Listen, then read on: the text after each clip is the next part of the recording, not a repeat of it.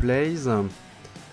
Alors on a à gauche Nella avec une raie rouge et à droite Thomas avec un boba double jaune, un boba cunning. Donc ça va être un match-up intéressant. Boba qui est un deck très méta, qui reste le meilleur leader du jeu, on l'a vu au UK Tournament de la semaine dernière. Et raie rouge qui se défend pas mal, hein, qui est plutôt un bon deck aussi. On avait vu d'ailleurs une vidéo précédente, si vous n'avez pas vu, je vous invite à la voir. On est là, gagne avec sa raie rouge. Donc, le match est assez ouvert, je pense. Ça commence assez classique. A wing du côté de raie, Grido du côté de boba. Chacun prend son terrain.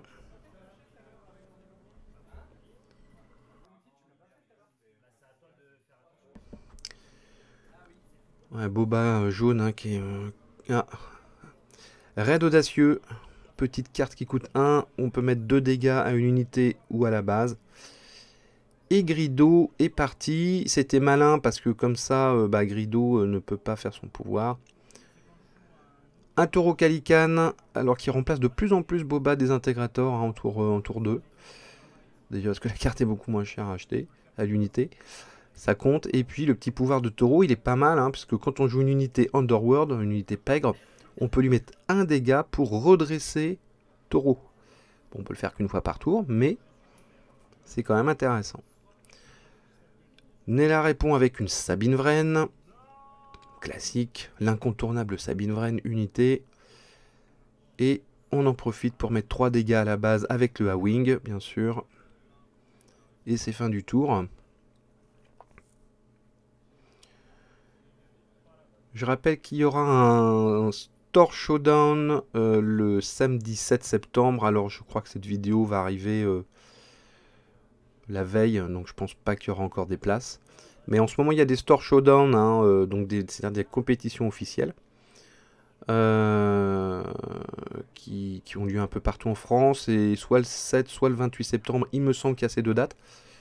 Donc vérifiez pour le 28 septembre dans les boutiques à côté de chez vous. Thomas se débarrasse de Sabine. Il a l'avantage d'avoir pas mal de points de vie, taureau. Et là on voit la main de Nella qui est vraiment intéressante. Hein.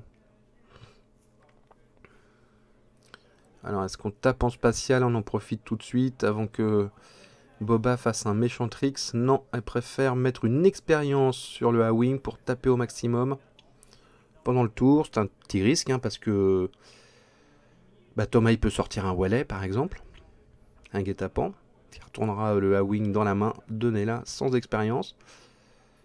C'est un petit risque, on va voir si ça paye ou pas. Forlom, alors Forlom il le joue pas en embuscade. Bon là il fait le pouvoir de taureau, il met 1 point de dégâts sur Forlom pour redresser taureau. Ouais, Forlom c'est une unité en embuscade, alors là il le met pas en embuscade. Je pense tout simplement parce que il veut préserver Forlom pour pouvoir jouer Zukus plus tard. Parce que ils combattent tous les deux, ils sont plus puissants quand ils sont tous les deux sur le board. Donc du coup on veut pas, on évite de mettre Forlom en embuscade pour le tuer tout de suite ou trop l'affaiblir. Nella réplique avec des villageois, petite sentinelle 2-2 avec un shield. Bien embêtante cette unité. Et elle est toujours toute seule dans le spatial avec un wing qui tape à 4 désormais. Il va falloir que Thomas trouve une solution pour le spatial. Ah oui, ça tape à 4. 7-0 pour l'instant. Boba est en petite faiblesse. Et Nella qui choisit d'utiliser le pouvoir de sa base pour se débarrasser de taureau avant qu'il ne tape. Thomas aurait dû taper, mais il y avait... Ouais, c'est vrai qu'elle avait joué la sentinelle juste après. Ouais, bon, dommage. Là, c'est bien joué. Non seulement elle garde son spatial boosté, mais en plus elle s'est débarrassée d'une unité terrestre et elle n'a pas pris de dégâts. Donc c'est un très beau tour pour Ray. Et là Thomas qui se retrouve avec un Forlom. Donc l'idéal, ça serait de jouer un Zookus maintenant. Le Zookus, si Forlom est sur le board, il arrive, enfin il gagne le trait embuscade. Le mot-clé embuscade. Normalement, c'est ce qu'il devrait avoir. S'il a joué le Forlom juste avant, dans le meilleur des mondes, c'est ce qu'il devrait avoir dans sa main. J'arrive pas bien à voir sa main. Mais là, bon, le problème c'est que si Zookus arrive en embuscade, il ne fait péter que le shield des villageoises. Bon. Après, Forlom peut détruire les villageoises. Un videur de la cantina, ok. Donc c'est pas mal aussi. Voilà, comment se débarrasser du spatial. On peut remettre dans la main de l'adversaire une carte. Donc c'est bien. Là, il a géré le spatial. En attendant d'avoir une solution pour la sentinelle terrestre. Est-ce qu'il prépare le terrain pour le Fire Spray? Ce serait quand même une très bonne option pour Thomas, là, qui mette un Fire Spray le tour suivant.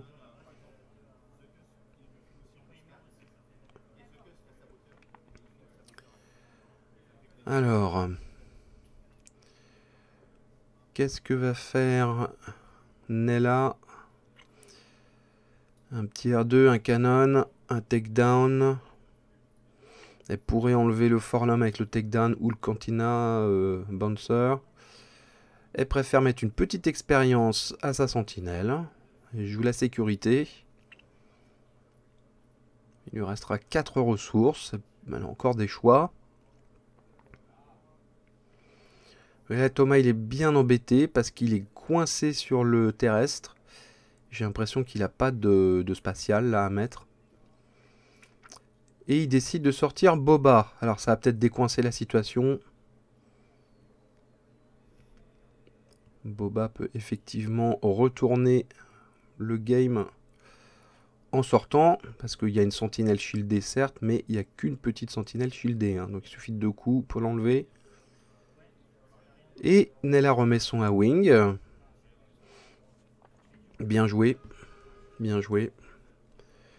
Elle sait que pour l'instant, elle craint pas grand-chose en terrestre. Elle a un petit peu de temps, donc elle en profite pour réinvestir le spatial, puisque Thomas n'a rien en spatial. Ah, et Thomas qui a été obligé de sacrifier son Forlom pour enlever le shield de la sentinelle. Je pense pas que c'était en ses plans. Je pense qu'il voulait garder Forlom pour pouvoir jouer Zookus après. Et un petit R2 derrière. Ça mange pas de pain. Et Boba va se débarrasser enfin de la sentinelle. Mais il prend 3 dégâts quand même. Hein. Ce qui n'est pas négligeable.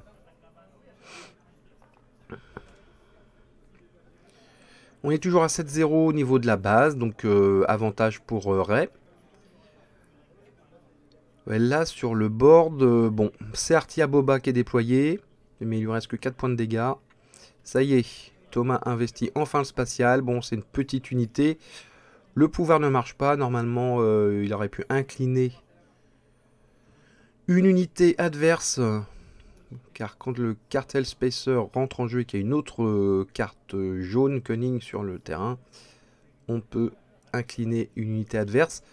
Alors peut-être qu'il aurait dû attendre de prendre l'initiative et prendre le jouer en début du tour prochain pour vraiment profiter de son pouvoir. Ouais, bon, ouais, je pense qu'il a peut-être cédé un petit peu à la pression qu'inflige Nella dans le spatial. Parce que de toute façon, il le tuera pas le A-Wing. Hein. Il a que 2 d'attaque, le Cartel Spacer. Donc je pense qu'il aurait dû attendre, prendre l'initiative et attendre le début du tour suivant pour le jouer. Il aurait pu incliner. Oui, on l'avait vu dans la main de Nella. Elle avait un maître au tapis. Et bah ouais, Boba, au revoir. Et là, c'est vraiment embêtant pour Thomas parce que.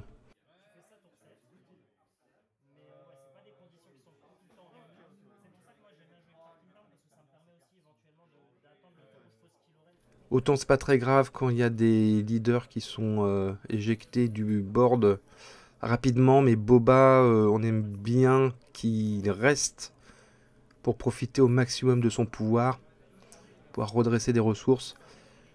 Donc là, c'est pas un bon plan pour Thomas.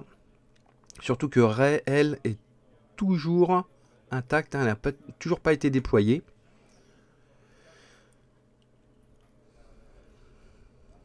Là pour l'instant, Thomas ne peut tuer aucune unité. Ah, alors il joue un rusé, bien sûr.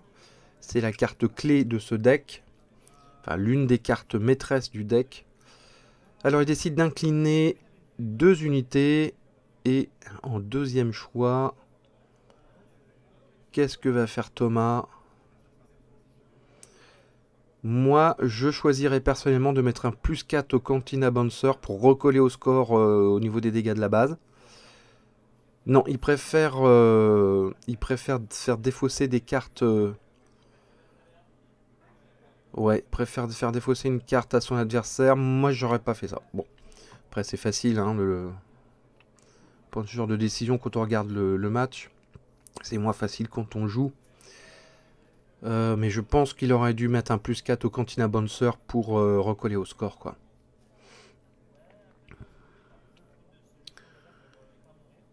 Yes. Bon là, Nella, elle est un peu coincée pour ce tour-là parce que bah, ces 2 unités sont inclinées. Et là, oui, on a le cartel qui peut pas faire grand-chose. Il commence à entamer le A-Wing. Je pense que c'est... Oui, je pense que c'est ce qu'il fallait faire parce qu'il va falloir s'en débarrasser. Malheureusement, il va mettre 2 tours à s'en débarrasser, mais... Là, il faudrait qu'il prenne l'initiative presque pour pouvoir wiper le A-Wing en début de tour suivant sans qu'il tape. Mais bon, il a encore beaucoup de ressources. Ray sort. Aïe. Alors ça change la donne. Donc Ray, quand elle est déployée, elle peut, à chaque fois qu'elle attaque, elle peut donner une expérience à une unité d'une puissance de 2 ou moins. Et en plus, elle soigne de 3. Et ça, c'est terrible. C'est terrible pour l'adversaire. Bon, là, elle a 0 dégâts, donc ça n'aura pas d'influence. Mais Ray, c'est pareil, on veut qu'elle reste sur le terrain. Hein. Ok, le Cantina Bouncer attaque directement Ray. Je pense que oui, il faut s'en débarrasser le plus vite possible. Et donc elle attaque la base. Donc évidemment, elle se met à elle-même une expérience avant d'attaquer. Même si à l'image, Nella fait l'inverse. Mais enfin bon. C'est ce qu'ils se sont dit à la table, évidemment. 10-0, là c'est quand même... Ouais. Ouais. Là, le problème, c'est que Nella a très bien contrôlé le board de Thomas. Et peut-être que Thomas n'a peut-être pas été assez agressif au niveau des cartes de contrôle. Alors peut-être qu'il n'en avait pas en main. Je ne sais pas où il les a ressourcées. Mais peut-être qu'il aurait dû faire plus de Wellhead, de takedown, pas de takedown, de No Good To Me Dead. Il ne me sert à rien. Enfin voilà, je pense qu'il aurait dû plus embêter les unités de Nella.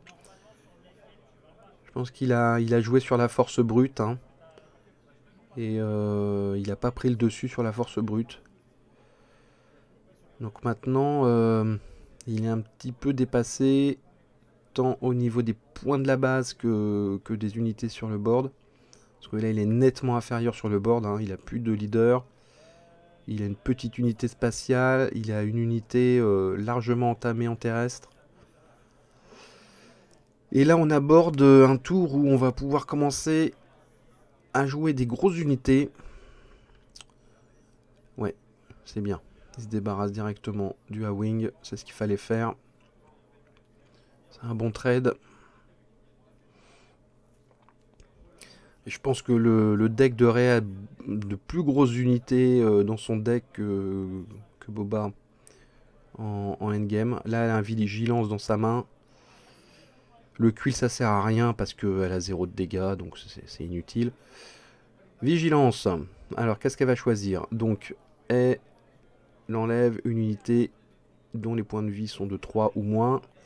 Et elle met un bouclier sur Ray. Elle protège son leader, bien sûr, parce que c'est sa soigneuse. Donc, elle la préserve. Et puis, mine de rien, t'as pas 3. Hein. C'est pas négligeable, tous les tours. Un R2 et Ray. Ah, ça y est, enfin le Fire Spray. Alors ça aussi, c'est un peu, avec le Cunning, c'est un peu la carte maîtresse du deck de Boba Jaune. Donc il va pouvoir taper à 5 tous les tours. Et Nella n'a rien en spatial, donc là c'est un vrai danger. Thomas peut remonter avec ça. Hein. Même si l'écart entre les points de la base là, sont vraiment gros. Mais bon, voilà. Merci Monsieur Firespray. Non, là, il faut absolument qu'il le garde. Hein. Sinon, c'est la cata. Et il faut qu'il trouve une solution pour le terrestre. Absolument. Je vois un rédemption là dans la main de Nella. Grosse sentinelle spatiale. Ça, c'est pas bon pour le Firespray. Là, elle a eu un petit peu de chance à la pioche. Je pense qu'elle a... Elle a pioché la seule sentinelle spatiale qu'elle avait de son deck. Donc je sais pas en combien d'exemplaires elle en a, mais... Elle a eu un petit coup de chance, un petit coup de pouce du destin. Alors, Thomas... Un deuxième Cunning. Alors, cette fois... Thomas, il faudrait booster ton Firespray. Il faudrait pas faire défausser sa carte. Ceci dit, il pourrait lui faire défausser son rédemption. C'est une bonne soluce, mais bon, c'est une chance sur deux. Je crois que c'est qu'une seule carte. Hein. Oui. Donc une chance sur deux. Donc il va incliner bien sûr Ray et R2. Et ouais, il met plus 4 sur son Firespray. Je pense que c'est la solution la plus sûre. Mais il sait pas que Nella a rédemption dans la main. Et oui. Et oui, et oui. Alors qu'est-ce qu'elle va faire? Là, il n'y a aucune raison qu'elle joue pas sa sentinelle spatiale. À moins qu'elle ait une idée derrière la tête. Alors, pourquoi Thomas rejoue? Il y a peut-être quelque chose qui m'a échappé là. Elle a peut-être pris l'initiative.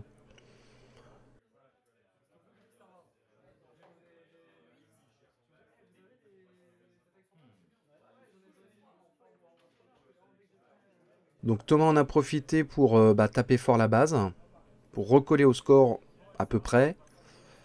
Bon, par contre, là, Nella a mis son rédemption. Et évidemment, le rédemption, quand il entre en jeu, il peut s'infliger des dégâts pour soigner la base.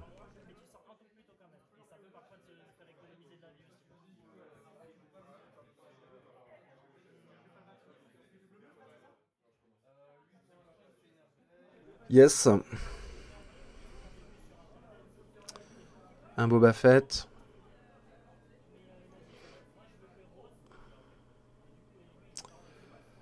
Ouais.